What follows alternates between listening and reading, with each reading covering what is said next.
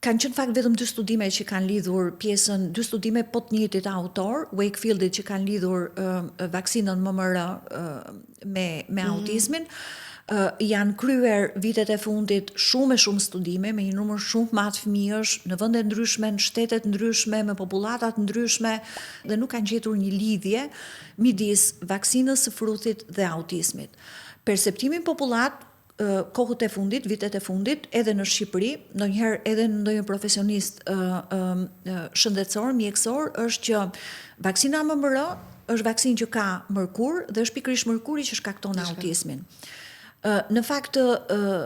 MMR-ja si vaksinë asnjëherë nuk ka pasur, kur nuk ka pasur mërkurin, timerosalin, të konservusin brenda në atë vaksinë, sepse është vetë mënyra se si është ndërtuar vaksina që nuk e lejon, pra nuk ka nevojë për një konservues. Ka qenë nga viti 1999 që Shtetet e Bashkuara të Amerikës dhe disa vendet e Europës,